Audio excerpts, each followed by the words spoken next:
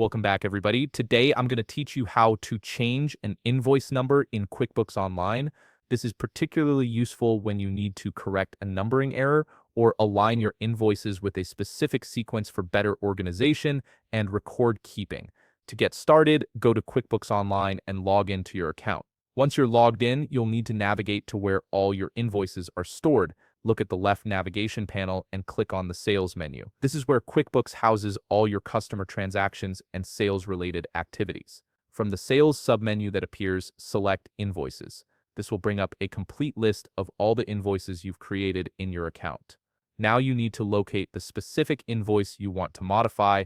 You can either scroll through the list to find it or use the search box at the top to quickly locate it by customer name, invoice number, or amount.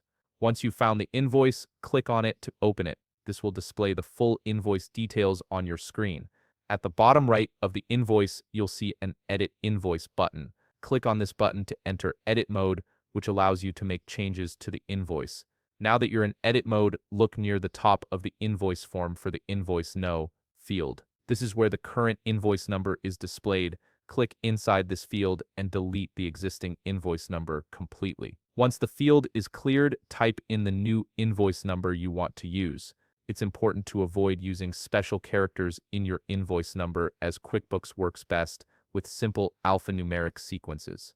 Before you finalize the change, take a moment to verify that your new invoice number fits logically within your numbering sequence.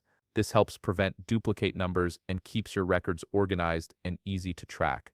Once you're confident the new number is correct, click the Save and Close button at the bottom right of the screen to save your changes. After saving, you can confirm that the change was successful by checking your invoice list. The invoice should now display the new invoice number in your records. If you found this video helpful, please leave a like, subscribe, and see you in the next video.